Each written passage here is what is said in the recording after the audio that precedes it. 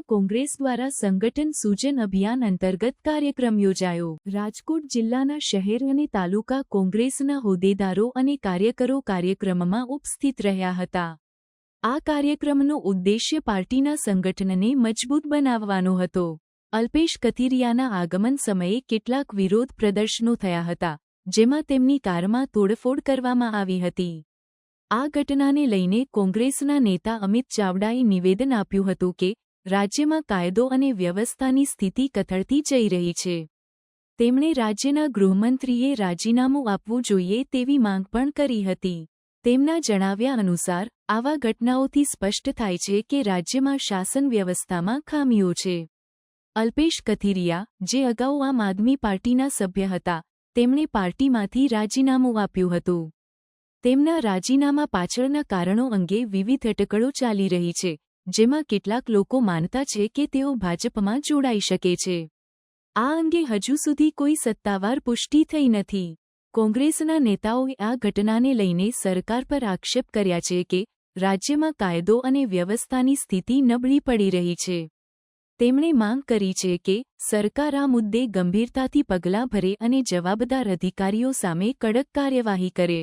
આજે અમિતભાઈને પણ જાણવા મળી છે, આવનારા દિવસોમાં વિધાનસભામાં પણ આ પ્રશ્ન ઉઠવાનો છે। બહુ સ્ટ્રોંગલી અમિતભાઈ ઉઠાવે છે।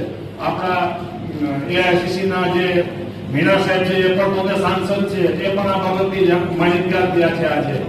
તો હું એ લોકોને અરજ કરું છું, વિનંતી કરું છું અને ગોંડલની પ્રજા વતી કહું છું કે આજનો જે માહોલ બન્યો, હાલની ગોંડલની જે સ્થિતિ છે, એનું નિરૂપણ એ લોકો ત્યાં રાહુલ ગાંધીને પણ બતાવે અને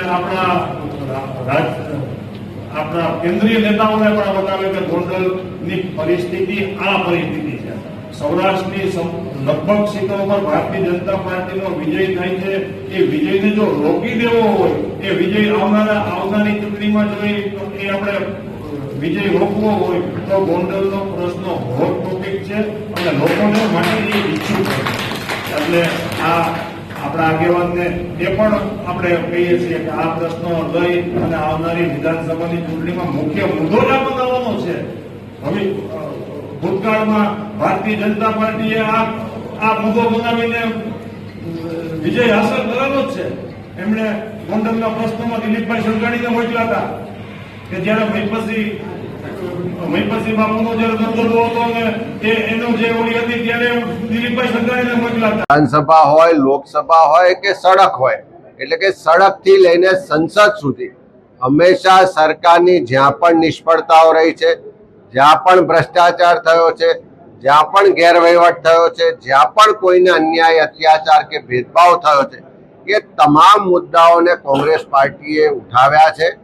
એના માટે આંદોલનો, ધરણા, વિરોધ પ્રદર્શનો પણ કર્યા છે અને લોકોની સાથે રહીને એના માટે લડ્યા પણ છે અને આવનારા દિવસોમાં પણ વધારે મજબૂતાઈથી, વધારે મજબૂત સંગઠન સાથે લોકોને જોડી અને આ લોકો માટેની લડાઈ લડીશું। આજે સ્થાનિક લેવલે આયોજન થાય છે, ઉપર લેવલે છે, સ્થાનિક લેવલે કેવું સંગઠન મજબૂત થતું અને જે મૂંઝવણના પ્રશ્નો અમે એટલા માટે સંગઠનની સમીક્ષા કરવાનો કાર્યક્રમ આ સંગઠન સૃજન અભિયાન છે।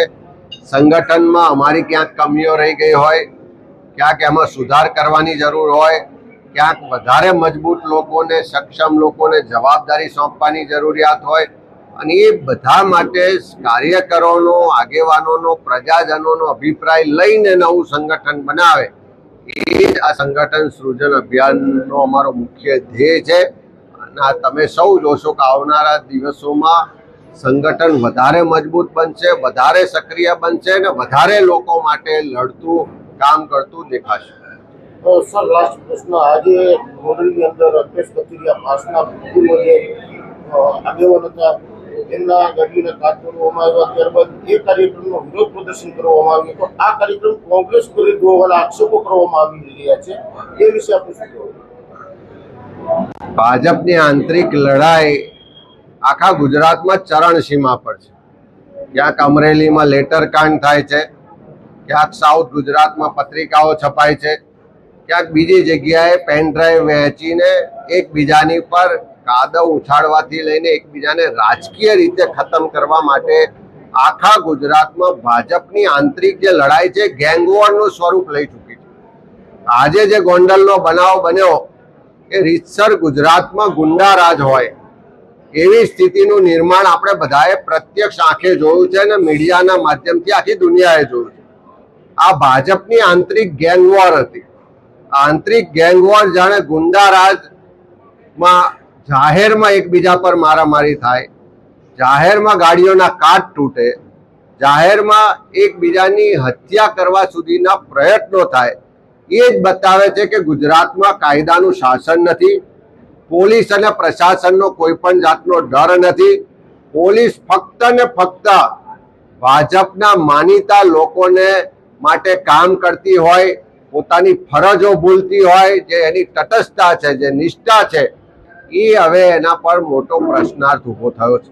આજનો ગોંડલનો બનાવ જોઈને લાગે કે આપણે ગાંધી સરદારના શાંતિપ્રિય ગુજરાતમાં નહીં પણ ક્યાંક યુપી બિહારના જે ગુંડા રાજ સ્વરૂપ વિસ્તારો છે એવા વિસ્તારોમાં હોય એવા દ્રશ્યો આપણે બધાએ જોયા છે। ગુજરાતના મુખ્યમંત્રી એમ કે મૃદુ ને મક્કમ છે, પણ ગુજરાતમાં જે રીતે ગુંડા રાજ વધી રહ્યું છે એનાથી હું 100% કહું છું કે ગુજરાતની સરકાર સરેઆમ નિષ્ફળ રહી છે। ગુજરાતના ગૃહમંત્રી જાહેરમાં નાના નાના લોકોના વરઘોડા કાઢવાની શેખીઓ મારે છે, પણ આ ગોંડલમાં જે ગુંડાઓ ખુલ્લેઆમ ગુંડાગર્દી કરે છે, આ ગોંડલમાં આજે આખા ગુજરાતની જે ગેંગવોર જોવા મળી, ભાજપની આંતરિક ગેંગવોર, તો આમના વરઘોડા નીકળશે કે કેમ? આમની પર કોઈ કાર્યવાહી થશે કે કેમ? કે સામાન્ય લોકો પર કાર્યવાહી કરી અને એના વરઘોડા કાઢીને વાહવાહી મેળવો છો, પણ ગુજરાતમાં કાયદો વ્યવસ્થાની પરિસ્થિતિના જે લીરે લીરા ઉડાડે છે, પોલીસ પ્રશાસનને સરકારની જાહેરમાં આબરૂ લે છે, જાહેરમાં ગુંડાગર્દી થાય છે, ભય અને ડરનું સામ્રાજ્ય પ્રસ્થાપિત કરવાનો પ્રયત્ન થાય છે, અને જે આંતરિક ગેંગવોર ભાજપની આજે આખી દુનિયાએ જોઈ છે, હું માનું છું કે આ સરકારની ગૃહ ખાતાની સરેઆમ નિષ્ફળતા છે। અને જો રાજ્યના ગૃહમંત્રી આને રોકી ના શકતા હોય તો ગૃહમંત્રીને પોતાની ખુરશી પર રહેવાનો 1 મિનિટ પણ અધિકાર નથી। આ ગુજરાતના ગુંડારાજને બચાવવું હોય તો ગુજરાતના ગૃહમંત્રી કાં તો કાર્યવાહી કરે, નહીં તો રાજીનામું આપે।